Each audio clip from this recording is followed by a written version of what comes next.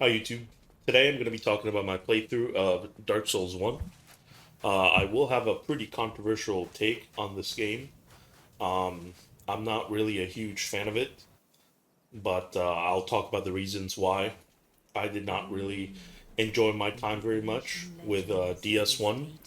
But to give a little bit of background, it's not that I just played this game for the first time uh, this year in 2025. In fact, Dark Souls 1 was my second Souls game I ever played, with Demon Souls being my first. So, I do understand that this is a very influential game and that it's a very important game, and perhaps at the time that it did release, it was a masterpiece and it was a master class um, game. But I do think that playing it today in 2025 and comparing it to the other Souls games and Souls likes, I think that DS1 has aged quite poorly. And just to further add for detail about my history with DS1, I still remember things that happened to me in my very first playthrough on the PlayStation 3 when I was in college. Um, I fell to the bottom of the depths and I got cursed. I'm gonna have to look up how to undo it.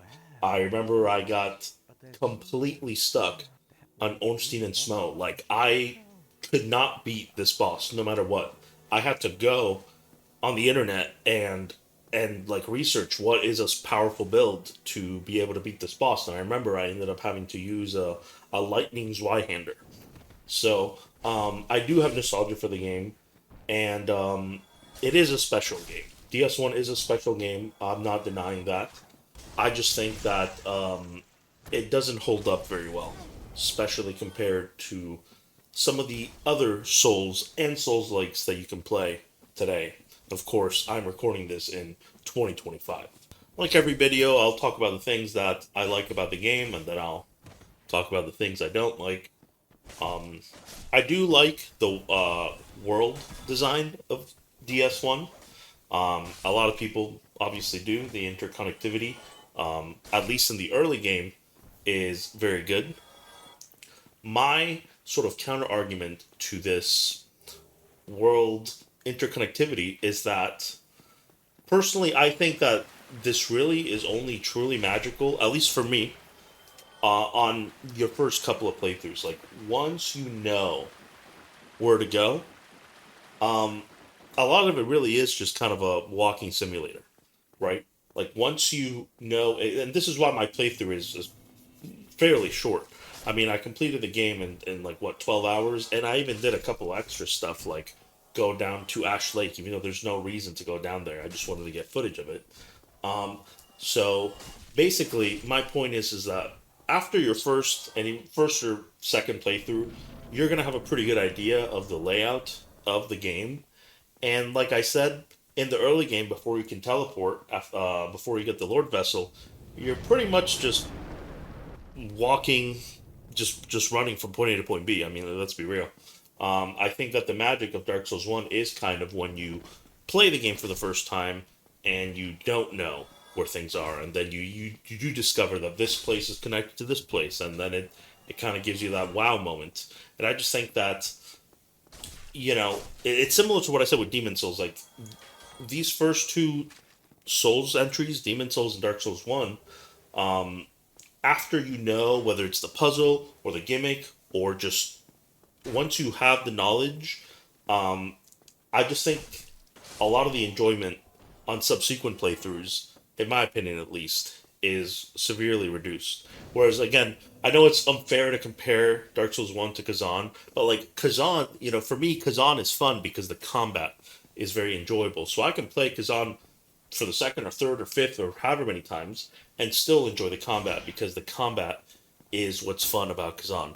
When it comes to Dark Souls 1, I'm not saying that the combat in Dark Souls 1 is bad, but when it comes to enjoying Dark Souls 1 for this interconnectivity, you can only really experience this for the first time, once or twice, before you're kind of just, yep, I'm going from this area to this area because that's where I have to go, and the most efficient route to get there, and you're just kind of holding upbeat. You're just running from point A to point B. Another thing I like about Dark Souls One is the sound design. I do like the world building. Like the areas look cool. Like on a visual level, even though it's an old game and it's not going to have the fanciest graphics, I do like how the game looks. I like the lore of the game. I'm not a lore expert, but I think it's an interesting world to explore. The game controls fine. It doesn't have omnidirectional rolling. However, I'm not really gonna give the game that much flack since it kind of didn't exist prior to this, as far as I know. The original Demon Souls didn't have it. Of course, Dark Souls One doesn't have it. Um, Going back to Dark Souls One after you've played Souls or Souls like, which is I think almost all of them that have omnidirectional rolling, is kind of jarring. It does not feel very good to play. So that I'm giving the game a positive because for being such an old game, it is responsive and it controls well. It's not like a Lords of the Fallen 1 situation where the game just feels like complete shit to play. Like the game feels good enough to play, but it is on the more primitive side of combat. And just to quickly talk about the RPG elements of the game, I think they're fine.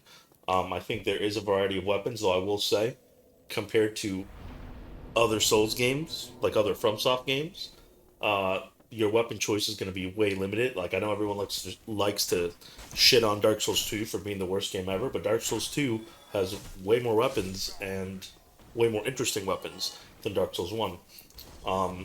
So, the game functions for what it does. I think that the stats are easy to understand, like what everything does. There's no like adaptability, for example, like Dark Souls 2 has. Um, and there is a decent variety in weapons. I do actually like how you can get weapons by cutting off the tails of certain bosses and enemies. I think, from my knowledge, that mechanic never came back, which is a shame. I actually do like that quite a bit. So you can get like a. Actually, one of my.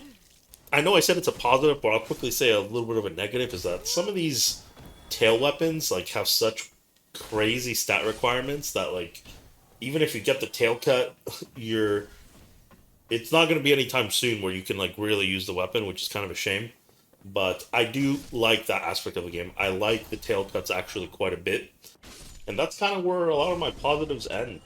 Um, it's kind of basic stuff. Like the positives that I mentioned are pretty basic. I just like I said, I'm not the biggest fan of Dark Souls One, so I'm gonna start talking about some of the negatives, some of the things I don't like. Um, I've said this in some of my previous videos. I really dislike illusory walls. This isn't the only game with illusory walls, but Dark Souls 1 has several bonfires that are hidden behind illusory walls. Now, from my understanding, this mechanic solely exists to sort of justify the multiplayer where someone can leave a message in front of the wall and then you hit the wall and then that's the secret.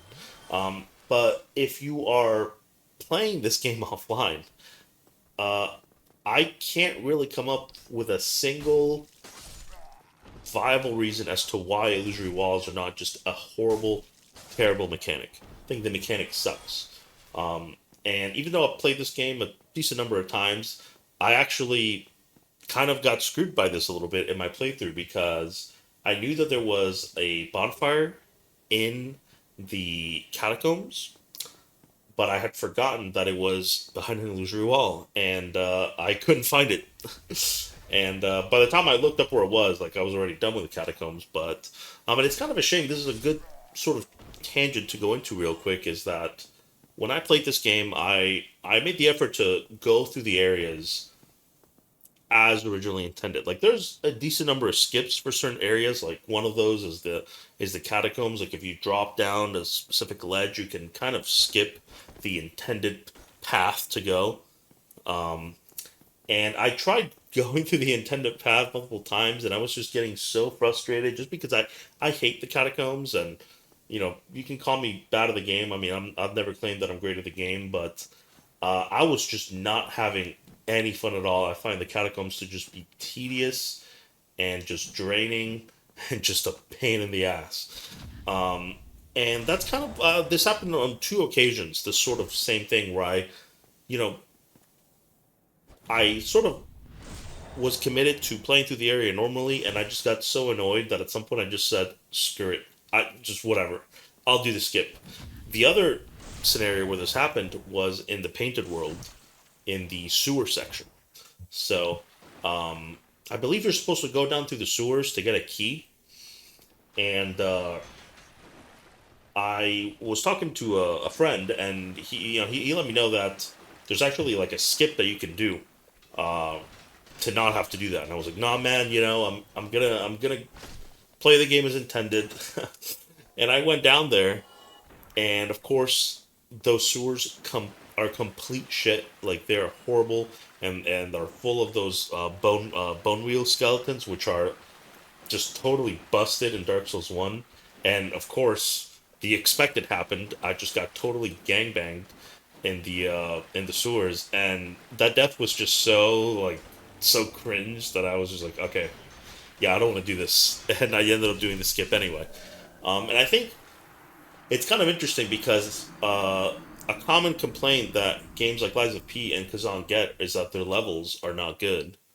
The combat might be great, but the levels are where the those games are the weakest. And there's not a single level in Kazan or Lies of P that make me want to completely skip them, like some of the areas in Dark Souls 1. And Dark Souls 1 has multiple of these areas.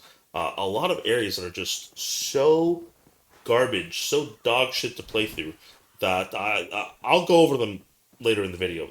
Like there is a ton of them. Basically, the entire second half of the game is just awful.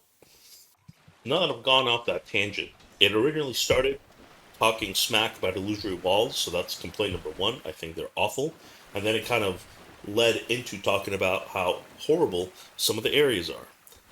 I'll go into a little bit more detail later about the areas. I kind of want to leave that towards the end. Another issue that I have with Dark Souls 1, and I'll actually have a section later probably going over each of the bosses, is that most of the bosses in Dark Souls 1 are frankly not very good. It's the same issue that Demon Souls have. A lot of the problems I have with Demon Souls, I also have with Dark Souls 1. I think that the games are pretty similar in that regard. But in my opinion, besides Ornstein and Smo, that is about the only boss that I would consider good in the base game of Dark Souls 1. Everything else is either mid or just trash. And then you have the DLC bosses, which thankfully I think are all good. All four of them. I do also have an issue with the weapon balance. So, in the playthrough that I uploaded in my channel, I used the Black Knight weapons, and I specifically went for getting the Black Knight weapons. Part of the reason why that is, and I don't have a video of it because I wasn't recording my playthroughs back then, but my previous Dark Souls 1 playthrough was actually using the whip. I did that because a long time ago I did a whip playthrough for Dark Souls 2 and Dark Souls 3, so that kind of left Dark Souls 1. And the reason why I went into this is because I've played DS1 with a severely underpowered weapon and an overpowered weapon. And both of the experiences were bad. Whether you're using an underpowered weapon and you just want to end your suffering because the weapon's just not built to succeed. I mean, Whip is probably like an extreme example. I know like probably Cestus is as bad, but the Whip in Dark Souls 1 is like I feel like it's not even finished. Like it's not even a finished weapon. Um, and the game sucked. The experience sucked. After I finished the Whip playthrough, I was like, "Yep, that game sucked." That's what I was thinking. And I played the game again now to have my recorded playthrough, and I used an overpowered weapon, the Black Knight Greatsword and the Black Knight Sword, and the experience still sucked. My argument is that you're better off using an overpowered weapon than an underpowered weapon because regardless, most of the bosses are going to be garbage anyway. But the variance from the bad weapons to the good ones is actually kind of crazy, and there are several ways to become just absolutely monstrously overpowered early on. One of them is the Black Knight weapons, if you can get one to drop one, right? The other would be something like this Zweihander. You have other weapons like pretty sure the Baldur side sword is like an extremely the drop rate is extremely low, but if you can get it or if you're patient enough to farm it, that weapon is nuts. There might be others that I just don't know about, like the Black Knight Halberd. I'm pretty sure is also crazy. I didn't get a drop for that. So even though the game does have a decent amount of options in terms of what weapons you can use, I do think that the balancing is a little out of whack. And like I said, uh, getting overpowered is pretty easy once you know like kind of what to go for. I'm sure a lot of Souls games kind of have this problem, but again, it feels unfair. But it's fresh in my brain. Like comparing it to Kazan, I understand that Kazan, is a much newer game and it had way more examples to learn to not make the same mistakes. But I'm just making a point. In some of the newer Souls games, there's never going to be a perfectly balanced game, but the variance between maybe like the powerful stuff and the less powerful stuff, I think is way less than in something like Dark Souls One, where like I said, the good weapons just completely destroy the game. But like I said earlier, in my opinion, you might as well use them because playing the game underpowered is not going to make it more fun. At least for me, it didn't. Another issue I had is the healing system. So, once you unlock kindling and you kindle bonfires, you can. I can't remember the exact requirement to get like max kindling, but at some point you will be able to kindle up to max, and that gives you, I believe, a maximum of 20 Estus, which is just completely broken. I like the Estus system, but I still will always say that Dark Souls 3 did it the best. It's like this is the Estus you're supposed to have for this point in the game, and if you can't get through whatever challenge that the developers put, then you have to get better at that fight. Whereas when Dark Souls 1, you can kindle and just get an insane amount of healing. With Dark Souls 2, you have the life gem situation. You can just go into a boss with 80 life gems and have basically infinite healing. So, even though Dark Souls 1 doesn't have life gems, just the ability to kindle, as well as Humanities 2, which are basically, they're not as overpowered as life gems in Dark Souls 2, but you can still also pop a Humanity and basically heal yourself to full. Well, I will say, the animation for popping a Humanity is actually kind of slow, so at least there's that trade off. But I do think that the healing system in Dark Souls 1 it's just not very good. Another issue, and again, this didn't apply to me because I had already played the game before and I knew the general order of what to do stuff. But the reason I'm having this little section here is because there's a normie coworker that's kind of starting to get into video games, and there was this other coworker trying to recommend them from soft games, Dark Souls One, start with Dark Souls One, and having thought about this more and having played the game recently, I honestly would have a very hard time recommending Dark Souls One to for someone to play blind. There's just so much stuff in this game that playing blindly, I just think it's not very clear. And obviously, it's easy, being the one that's played the game to smack talk someone or be like, "Oh, how do you not know how to do this?" when you already know the answer to the of what to do, right? But there are certain things, like again, the illusory wall bonfires, I think, are just mind-numbingly stupid. You have that bonfire in the Darkwood Garden right before the area where you go to fight Sif. Is like again, like if you're not playing online and there's no message on the ground, like, okay, so are you gonna hit every single wall that you see ever, just in the event that there might be a bonfire there? I think that you might actually be able to get vision of the bonfire from a certain angle. I'm not 100% sure. So maybe this one is the least egregious. But again, you have the illusory wall in the catacombs, which uh, I just don't find very good. You have I think the worst one of all is the one in Lost Izalith, which is, the closest bonfire to the Bed of Chaos fight. Like, imagine getting down to that area, playing blind, and missing that bonfire, and then dying to a boss like Bed of Chaos, and having to do that ridiculous run back all the way over there. I mean, like, the run back, even from the illusory bonfire, is bad, but imagine doing the run back from the first bonfire in Los Isolate. It's just what the hell were the devs thinking? There might be other Illusory Wall bonfires that I can't think of right now. But yeah, I think all those suck. I think that even getting to like somewhat side areas like Painted World. I mean, again, if you don't look this stuff up, I just don't know how anyone playing like a normal person playing the game blindly is gonna know to A, climb the top of Firelink, B, curl into the ball in the crow nest, and then wait like what is it, 10, 15 seconds, however long it takes, and then walk all the way to the back of friggin' Undead Asylum and get the doll and then go to Outer Londo and then go to the, hidden area. It's just like even when I played this game back in the PS3, like I had to look that shit up. I don't know how anyone is going to be able to find this stuff unless they're like reading every item description, which let's be real, most people are not going to do. And then you have stuff like even just knowing how to fight the four kings. It's like you have to first of all hopefully pop the illusory wall to get a reasonable bonfire. Then okay, get the crest from Andre. Beat Sif first. Like if you happen to remember that stuff is there, do Sif, then get the item, and then equip it so that you can jump down this hole to fight the four kings.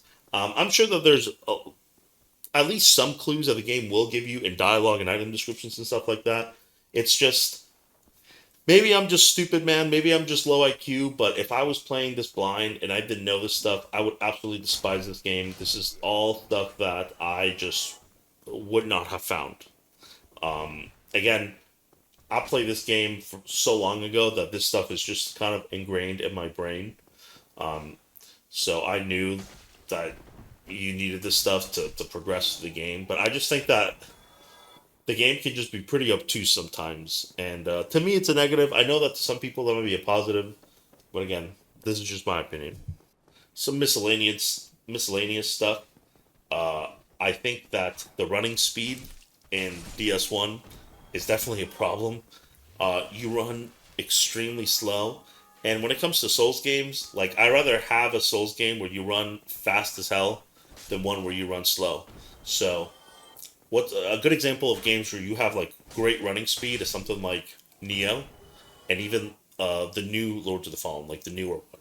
Lords of the Fallen 2 is what I'm going to call it, even though it's just called Lords of the Fallen. Like you run fast as hell, and then you have a game like Dark Souls 1 where your sprint is so slow, and you have to walk everywhere before you get the Lord vessels. So this is kind of why I had that complaint earlier about the interconnected world. It's like yes, the world is interconnected, but you run extremely slow, and yeah, I just that can be a little annoying sometimes. Another game where you run slow as hell is Wu Chang, Fallen Feathers. So it's small, but I do wish that the running speed was a little bit faster. Then you have certain other stuff that, again, I'm just personally not a fan of. Someone I'm sure can make an argument as to why they like it, but it's just not for me. You have the transient curse in New Londo. Why? Like, what does the game gain from making you use a consumable to hurt the enemies? My argument is there's a reason why this has never come back in any Souls game or even Souls like that I've played, where you need to buy an item to do damage to the enemies in an area. I think it's just freaking stupid. Then you have like some of the stuff in Blighttown, like if you're going through Blighttown the intended way, as I call it, where you like the annoying way, basically, where you go from top to bottom and you don't just take the elevator down. The toxic guys that you can barely see, and frankly, it's not that easy to deal with them, even if you have a bow and arrow or whatever. Like the I just don't think it's great design. Is basically what I'm saying. Like these toxic dark guys are a pain in the ass, and I just feel like Dark Souls 1 gets away with some stuff that if another non FromSoft game did the same thing, it would be crucified for. But of course, Dark Souls 1 gets a pass. There's a lot of extremely annoying shit in Dark Souls 1. Another issue is something like the Skull Lantern for Tomb of the Giants. Now, I did a little bit of research on this. Apparently, it is a guaranteed drop if you kill every Necromancer. But the fact that you could basically make it down to Tomb of the Giants and miss this, let's say you missed a Necromancer, I mean, like, that area is just not playable without the lantern. Okay, it just isn't. And I think that the fact that you can make it there, like I'm picturing the normie at work playing this game blind, and he misses a necromancer, and he gets down here, and you can't see shit. It's just, oh man, I just think it sucks. Like again, there's a reason why I'm thinking going off of memory. I haven't seen anything like Tomb of the Giants in any later Souls game where like the area is just totally unplayable without a light source. Again, it might be creative, but I just don't think it translates to the fun gameplay. I'll quickly talk about the early parts of the game. I have a section where I will talk about why I think the second half of Dark Souls 1 is pretty trash. But I will say, I think that the first half of the game is its biggest strength. Um, Now, a lot of people give Dark Souls 1, like, I think a little too much credit in terms of how these early game areas are. I don't think that they're bad by any means, but I also don't think they're the greatest levels ever made either. Um, I do think that, uh, right when you get out of basically the Undead Asylum, and you're in, the whole Undead Burg and Undead Parish areas are pretty good. They're great early game areas, but even comparing it to Demon Souls, I still think that Boletaria, in my opinion, is more enjoyable than Undead Burg and Undead Parish.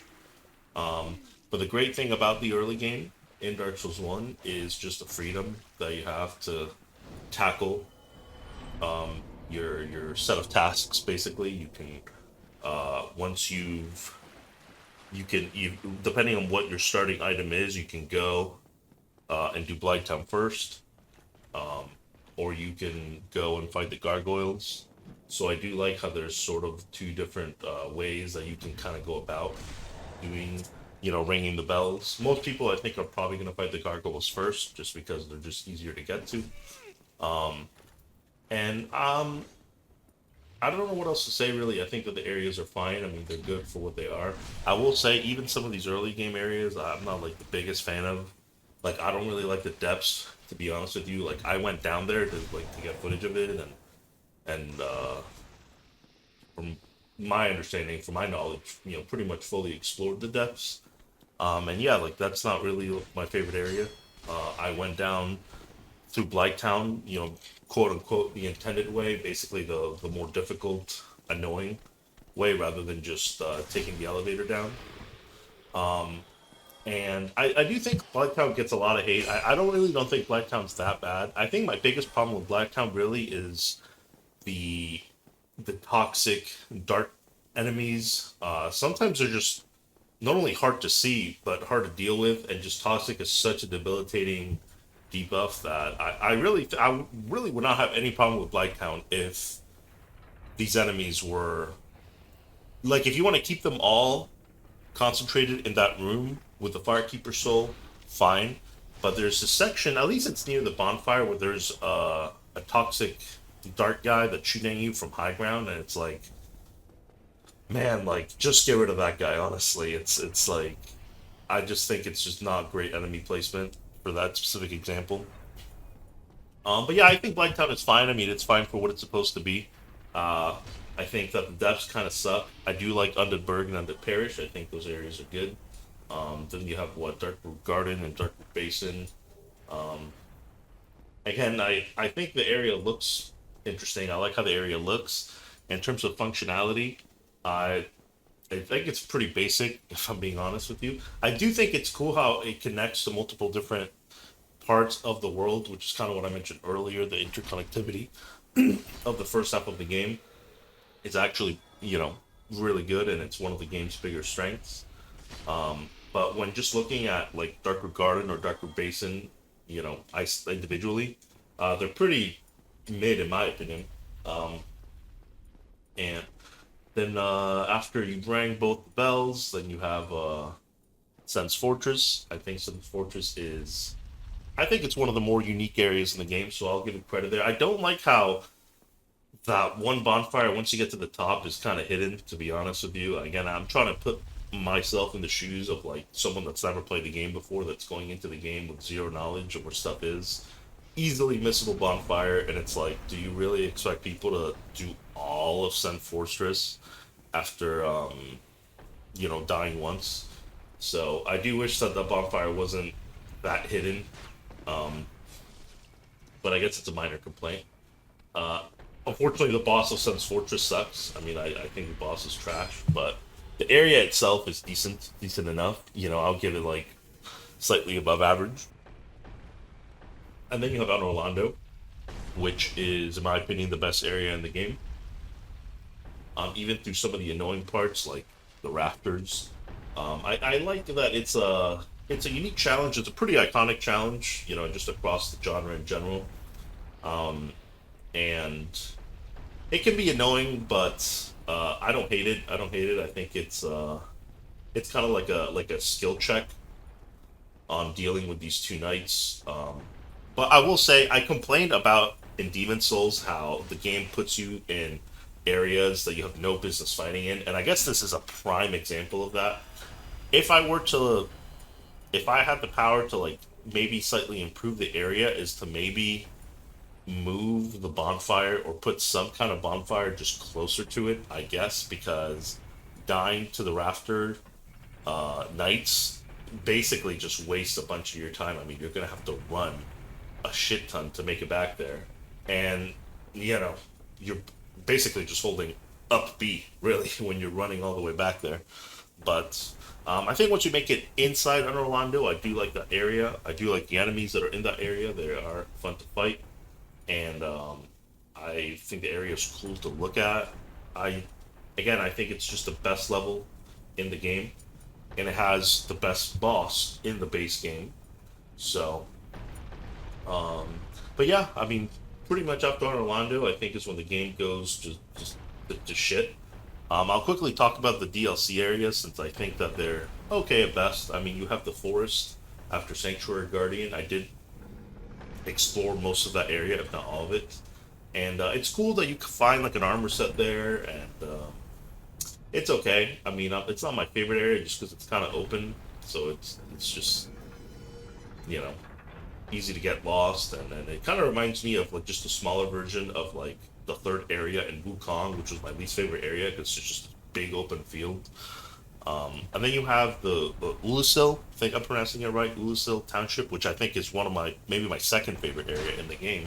I do like the vibe. It's like a spooky sort of vibe, and the sounds that the monsters make. I actually really like that area, and it looks cool. Like it kind of. I know it's kind of a stupid comparison, but it kind of reminds me of the Dread Heap. Like I like the geometry of it. It just it look you can see like the town from like the high ground once you enter, and I don't know. I really like that level. Um, and then you have the Abyss. I'm not really a huge fan of the Abyss. You, it's hard to know where the hell you're going, and yeah, I will say the Abyss is probably my least favorite DLC area, but it's certainly not as bad as like the second half of the base game areas. So I'll use this section to talk about the second half of Dark Souls One. I think it's pretty common knowledge that this was rushed and there was not enough development time to make it good. But I'm still not really going to excuse the game too much for this, since I'm basing these opinions on how enjoyable the game was to play in 2025. So I'll quickly go over just that second half, basically everything after Orlando. To put it bluntly, it sucks. It's really bad. Um, all four areas and all four bosses suck. You have New Londo, which I think is probably like the least egregious one, but even New Londo itself still has stuff that I just don't really even understand. Like a good example is the transient curses. Like, what purpose do these serve? I mean, these don't really do anything to enhance the experience on the player side. It's more annoying than anything.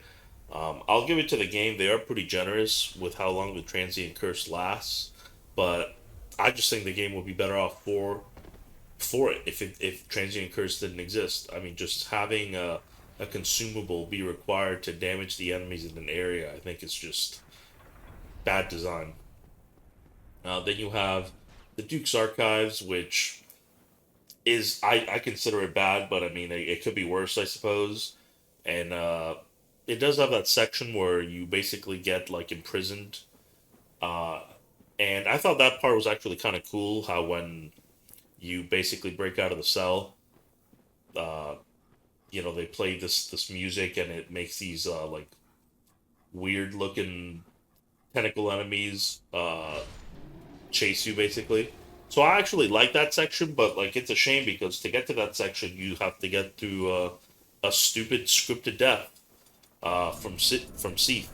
So it's like, and especially a scripted death this late in the game. Like I guess if you know it's coming, sure you can put on the Ring of Sacrifice, or you can make sure you've leveled up before you get there. But like just imagine playing this blind. You walk into this room and you are supposed to die. Um, I just I think the whole section is stupid. And then what awaits you at the end? I mean, you got to get through Crystal Cave, which I'll give it some credit. It is creative, but it is still pretty tedious, and there's really not much going on in there other than the novelty of walking on invisible floors. And what awaits you at the bottom is just a mediocre, below average boss that can curse you, of all things. And, being cursed in this game is just extremely annoying. And it's like if the boss could curse you, but he was fun, then I can understand it. But the boss really isn't very fun. He's pretty basic. He has again a lot of bosses in this game are like this, where they just don't have enough attacks that they can do. And Seath is absolutely one of those bosses. And then you have the worst for last. I mean, you have the Catacombs, Tomb of the Giants, which are just complete garbage. I absolutely despise both of these areas. The Catacombs are just extremely annoying. You have respawning enemies. You have the hidden bonfire behind an illusory wall. You have like patches totally fucking with you. I mean, you got the bone wheel skeletons at the bottom, and it's just a completely draining area. I just absolutely despise it. And then what do you get for your troubles? Like you better hope that you killed every necromancer so you can get the guaranteed skull lantern drop, and if you don't, you're just totally screwed because you can't see shit in Tomb of the Giants. And then what awaits you at the end of that? Not only a ridiculously garbage boss run back, but a health tax to drop into the boss arena, a boss that has once again two or three attacks, um, and also has mobs that are attacking. So it's a boss with mobs that taxes your health to get to the arena with an annoying as hell boss run back from an area where you can't see anything. It's just like this perfect combination of shit. It's just so horrible. Again, any other game besides Dark Souls 1 makes an area like this, and that game would be burned at the stake. But, again, I think people let Dark Souls 1 get away with a bunch of crazy stuff. Like, there's just no excuse for this area. It's so terrible. It's just not enjoyable in any regard. Like, it might be fun to watch your friends get annoyed playing it, but that's about the only enjoyment I can think of. And then you have Demon Ruins and Lost Izalith, two other horrible areas. Well, the areas themselves might not be as horrible to traverse.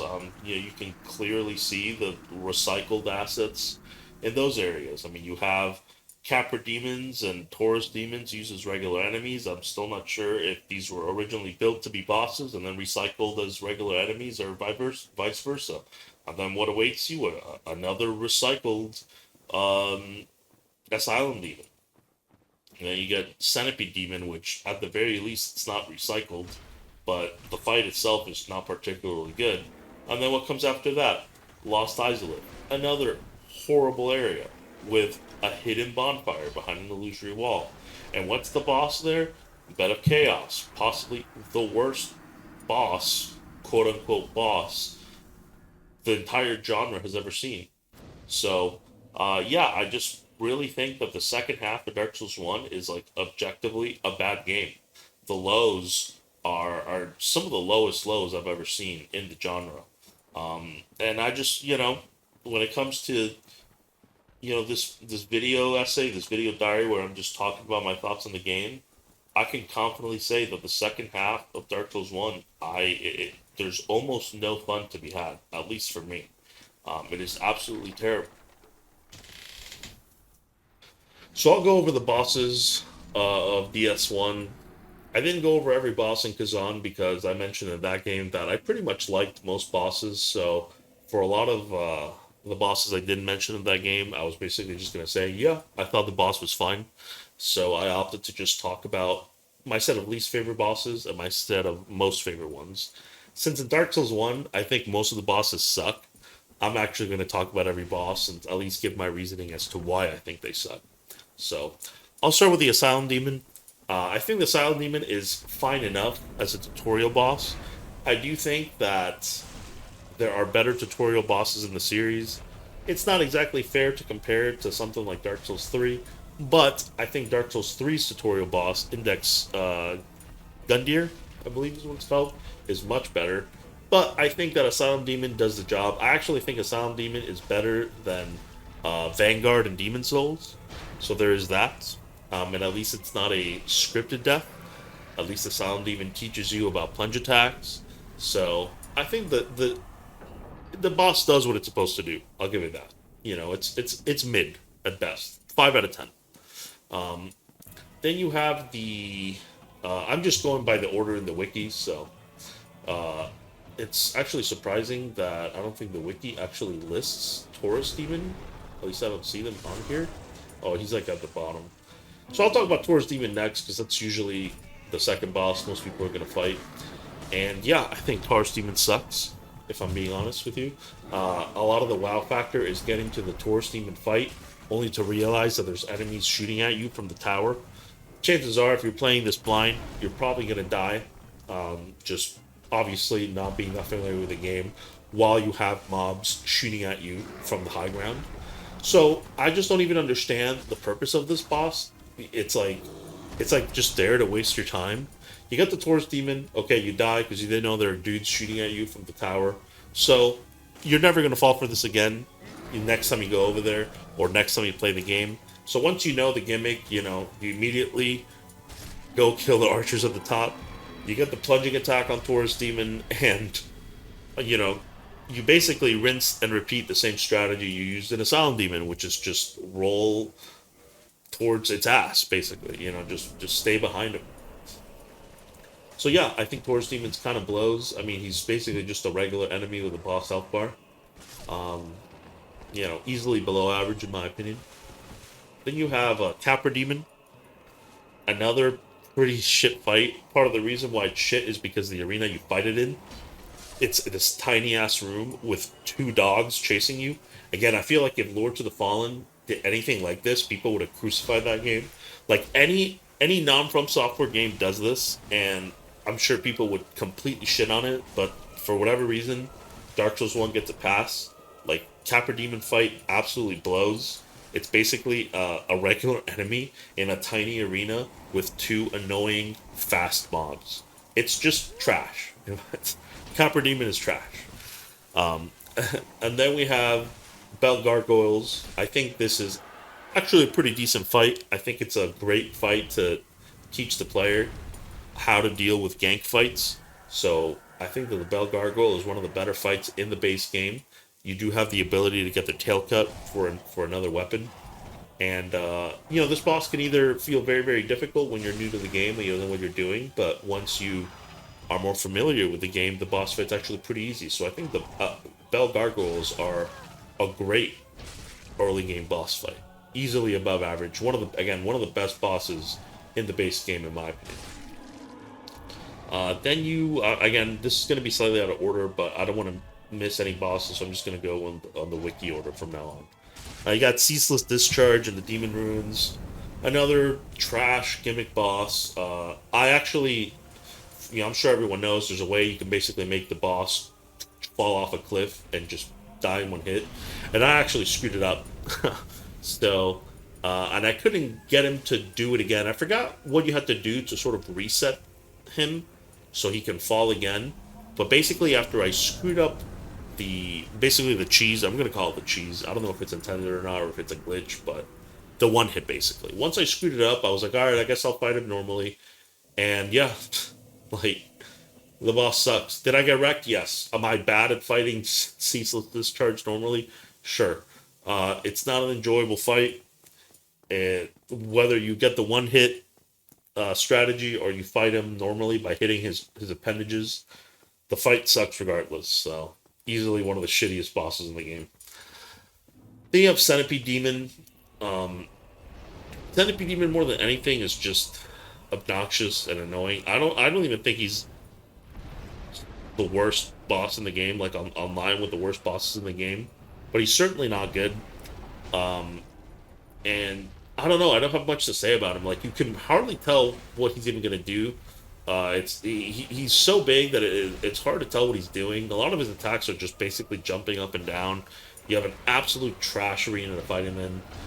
He's just easily below average, like 3 out of 10 range, maybe 4 out of 10 if I'm being nice. So Centipede Demon is pretty whatever, pretty bad fight in my opinion. But then you got Quillag. I think Quillag is the perfect example of a mid boss. Maybe if I'm being nice, instead of a 5 out of 10, a 6 out of 10. The fight is not really that exciting. To give it some positives, I mean, it is cool to sort of avoid the lava pools that Quillag leaves on the ground. But, I just don't think the fight's really that exciting. It's alright. Relative to how many shit fights there are in the game, it's one of the better ones, but it's not great either. Like even comparing it to the good fights in Demon Souls, which I know there's not that many, like this is not like Penetrator tier, it's just okay. Then you have Priscilla, another sort of gimmicky fight. I mean, I personally would like Priscilla more if she didn't have the invisible gimmick. Hitting invisible enemies, for me at least, is never enjoyable. Like Elden Ring has some mini bosses that are invisible. They're not fun to fight. I don't really find Priscilla that fun because she's invisible. And hilariously, in my playthrough, I don't know if it's a glitch or whatever, but she stayed invisible the entire fight. So, yeah, I'm not a fan, but 5 out of 10. It's all right. Then you got Gwendolyn, absolute trash. Like, there's not much to say. It's like a hidden boss that, unless you look it up, you're probably gonna miss. And frankly, you're not missing out too much. Is it creative? I guess. I mean, have I seen another fight like this? I guess not. I'll give it points for being creative, but it's not enjoyable or fun or really interesting for that matter. So, yeah, Gwendolyn sucks. You got Demon Fire Sage, which is a silent demon with a couple extra moves. Yeah, mid at best, dog shit at worst, since it's just a blatant reskin. So you got the Four Kings. I mentioned how I don't like the Four Kings either. They're basically just a damage check. If you don't do enough damage, you're gonna get swarmed. If you do enough damage, you're just, clicking R1. If you go even beyond that and you put on the Havel's armor, you're really like just spamming R1. Not a particularly great boss, if I'm being honest. I think this fight would have been cool as if you just fought one king and he just had extra moves rather than four of them. But that's just me. You got Gaping Dragon. I'll give the game some points. I like how Gaping Dragon looks. He looks cool, but the fight itself is very boring, very below average. Gaping Dragon has like what 2 or 3 attacks, and the boss just really doesn't pose much of a threat. I'll give the boss points for the tail cut. I should have mentioned that on Priscilla as well. I'm pretty sure you can get a tail cut on Priscilla, but she goes invisible. So, just saying. But any boss that has a tail cut, I'll give it some credit because I do like the tail cut mechanic.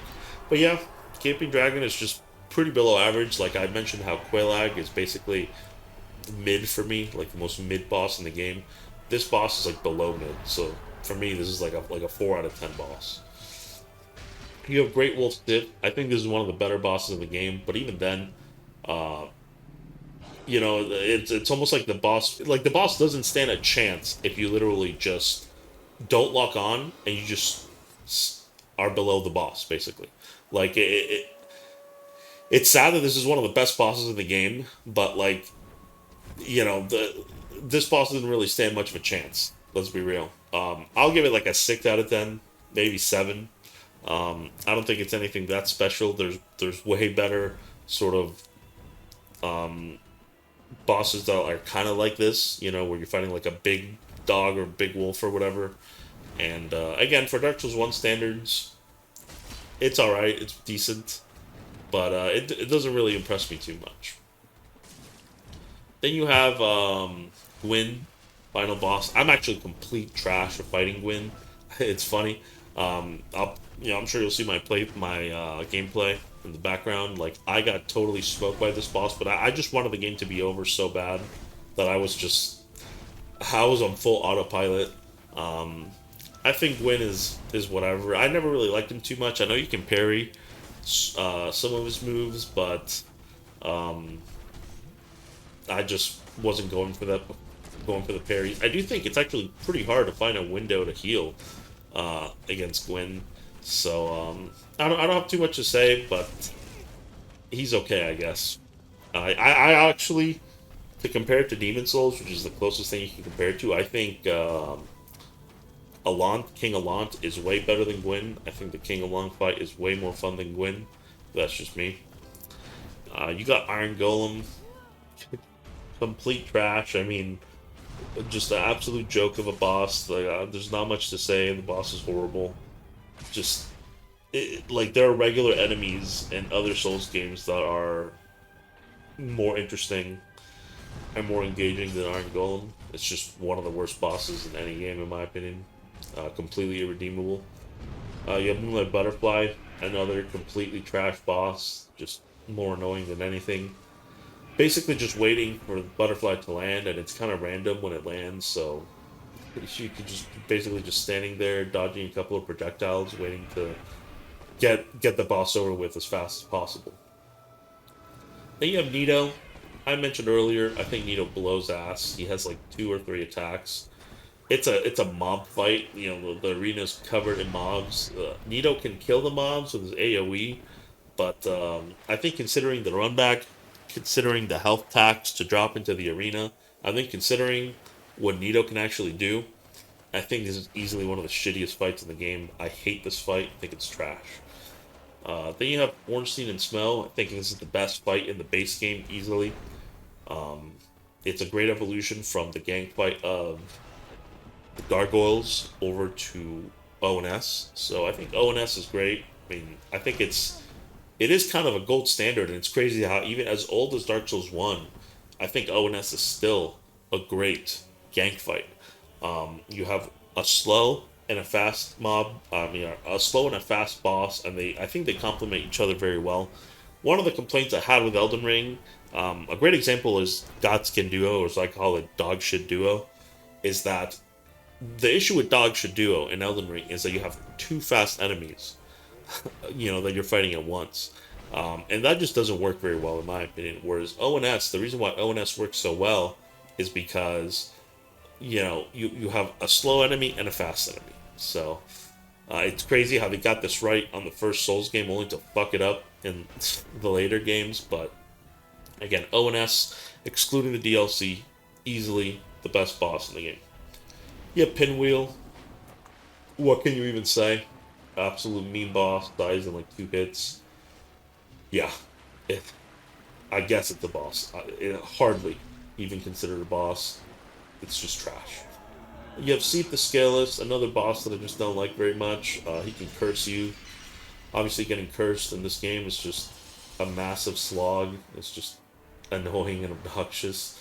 And frankly, like if the boss cursed you, but he was fun, it'd be like, oh, well, at least the fight is fun. But it's not. Seath has again maybe like 2 or 3 attacks, and it's hard to pinpoint like an exact reason as to why I don't like this boss. But personally, I'm just not a fan. I think most people don't really like fighting Seath. I could be wrong. I am making an assumption, but yeah, he's just not very exciting. And the boss run back sucks too. It's just like you got a shitty run back. He can curse you, and he's just not really that exciting. Then you got Stray Demon. Just another Asylum Demon with an extra move. Don't got much to say. Mid, if I excuse the fact that it's a reskin to a 2 out of 10 trash if you take into account that it's just a reskin version of the tutorial boss. Dark Souls 3 did that very well. Like Index Gundyr and Champion Gundyr, they're both like the same model, but they're completely different. So this can be pulled off, but Dark Souls 1 did not do a good job at doing this. So, and then finally you got what, Beta Chaos. Um, Everybody knows this boss is horrible. It's one of the worst bosses, Souls and Souls likes I've ever seen. There's not much to say. I'm not going to spend too much time talking about it. It's fucking garbage, and yeah, it's just irredeemable crap. Shitty run back, boring boss, boring and annoying boss. Next. And then we got the 4 DLC bosses. Finally, I got something positive to say about DS1. I think all 4 of these are good. You have Sanctuary Guardian. I think this is probably like the weakest out of the 4. But Sanctuary Guardian, it's above average. It's good enough. I don't think it's exceptional in any way, but it's pretty aggressive and it's an exciting fight. It is annoying that he can poison you, but I'm willing to overlook that. I just think it's a if Quelaag is mid, this is like above mid. Like if Quelaag is like a 5 out of 10, this is like a 6, maybe a 6.5. I think it's a more fun than Quelaag, maybe just because he's more aggressive and it's just a faster paced fight. But I think Sanctuary Guardian is fine. Then you got Artorias. Still to this day, I think this is a fun fight. Probably, if I had to factor in the DLC, in my opinion, the best boss in the game would either be Artorias or Manus. Um, so I think Artorias is aggressive. He forces you to for you to be aggressive, especially when he's like powering up. You want to stagger him out of his power up, and he's just a lot of fun. He's just um, a fast paced, enjoyable fight. It's kind of crazy seeing what the bosses are in the base game and comparing them to Artorias. If only more bosses in Dark Souls 1 were closer to Artorias, I wouldn't dislike the game like I do today, but unfortunately, most bosses are not like Artorias. So, then you got Calamite. I think this is a good example of a very decent dragon fight.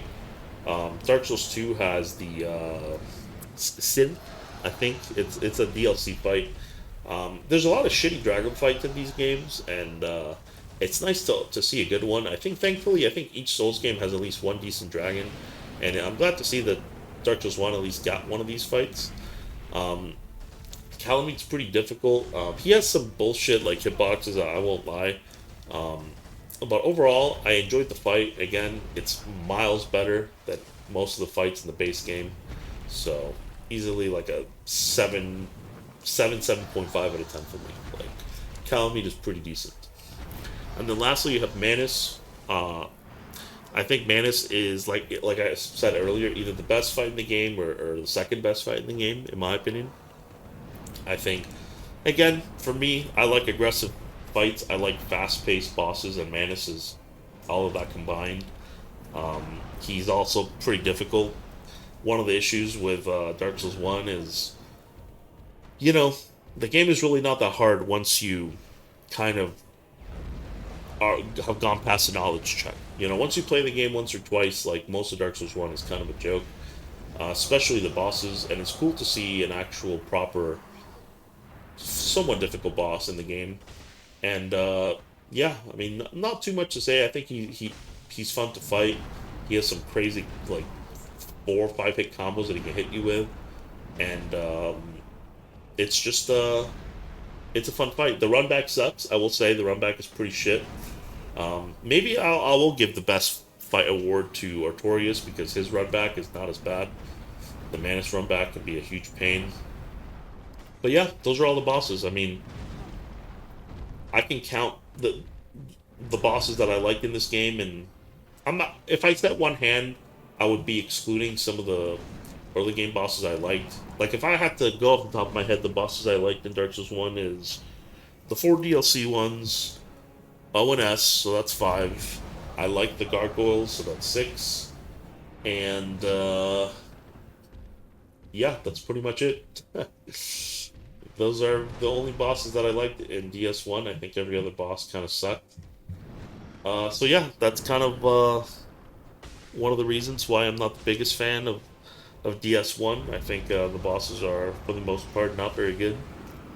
And like I mentioned earlier, I don't think the areas are very good either. So you're kind of left with, you know, a game that just goes right down the toilet after the halfway point, only to get pretty decent when you get to the DLC. But the DLC is at most an hour and a half to 2 hours worth of gameplay, and then the game is done basically. So I'll have the short section just talking about the weapons that I used. I used the 3 Black Knight weapons. Most of the game, I used the Black Knight sword and the Black Knight greatsword because I got lucky enough to get the drops very early on in the game. I would say between those two, that just the regular Black Knight sword, I think is way better. The Black Knight greatsword's moveset is just so slow that I just don't really see much of a reason to use that over the regular Black Knight sword. But they're both very, very strong weapons. And then I'll quickly talk about the Black Knight Great Axe, which I think is the best out of the 3. But farming it was just absolute hell. It was so annoying. I actually lost my footage of me farming this, but I'm pretty sure I farmed this for like an hour. I would have actually used Cheat Engine just to spawn it in, but I guess I'm too stupid to figure out how to get it to work on Dark Souls Remastered, so I had to farm this legitimately. But trust me, like if I would have gotten Cheat Engine to work, I would have spawned this in because farming Black Knights for the Great Axe it's just not fun. But yeah, I mean the weapons, like I said this earlier. Like there's no crazy weapons in this game. There's not that much to say. Like they got pretty standard move sets. Um, I will say that their charged R2 is kind of weird. It's like it takes a really long time, and then they do like the pose, the Black Knight pose, and I didn't really find too much use for the R2s. But what makes these weapons just powerful is just the fact that they just do a ton of damage. So again, I don't got too much to say, but I would say the Black Knight Great Axe is my favorite, followed by the Black Knight Sword, and then the Great Sword at the bottom. Small section talking about some of the optional stuff. Like it's a shame that the areas like Ash Lake didn't really get used to their full potential. It's easily the most interesting looking area in the game, and there's just nothing to do there, which is unfortunate. So I did kind of want to mention that. Um, I really wish that Ash Lake would have been like its own level, and like scrap one of the levels. Like I'm not sure what I would scrap. I mean, like scrap like friggin' New Londo or something. I don't know, and just use Ash Lake. But it is a shame that that area is basically, let's be real, is pretty much unfinished. And that's pretty much my thoughts on DS1. I mean, on one hand, yes, you have a very important game that started a genre of games that I really enjoy. Yes, the world being interconnected, at least in the first half, uh, is interesting the first time you play the game.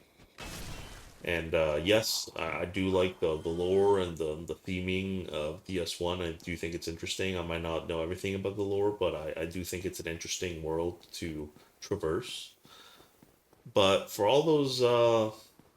you know, for all those positives, I mean, I just think the negatives outweigh the positives. And after having played some of the newer Souls games, um, it's very difficult for me to enjoy DS1.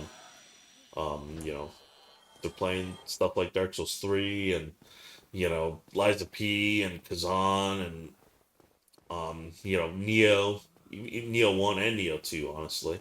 Like, it's just very hard for me to go back to DS1 and really enjoy it. Um, you have mostly pretty shitty bosses. You have a lot of really shitty areas. You have multiple checkpoints hid behind illusory walls. I mean, Um,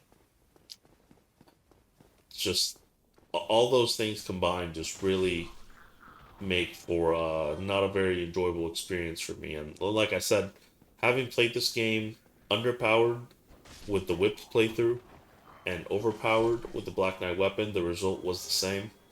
I did not really enjoy my time with it very much. I pretty much mainly played it again just to get a recorded playthrough of it. And what I thought after beating the game with the whip is the same thing I think now. It's just it really has not aged very well, if I'm being honest. And if I even had to compare it to an older title in Demon Souls, I actually prefer Demon Souls over Dark Souls 1. Even though a lot of the games suffer from the same stuff, like Demon Souls has its fair share of shitty levels. But I do think that the shitty levels in Dark Souls 1 are worse than the shitty levels in Demon Souls. Um, so yeah, that's pretty much it. I mean, I do think for anyone that likes Souls games, you should play this game at some point. And like I said, if you play it blind or mostly blind, um, I think that there is enjoyment to be had, especially with sort of discovering how certain areas are connected to each other. But again, even that interconnected stuff, which I think is Dark Souls 1's biggest strength, is the world really interconnected once you get the Lord Vessel? Like, once you get the ability to teleport? Like, it really isn't. Um, you know, Lost Izalith doesn't connect to anything. Crystal Cave doesn't collect to anything. Same, I think New Londo does. New Londo can lead to the Valley of the Drakes, I believe, which is kind of this in between area. So I'll give that credit to New Londo. Um, but you know, the three others don't. Like, Tomb of the Giants doesn't lead into anything. So, this whole interconnected stuff pretty much kind of stops being a thing once you beat Ornstein and Smell.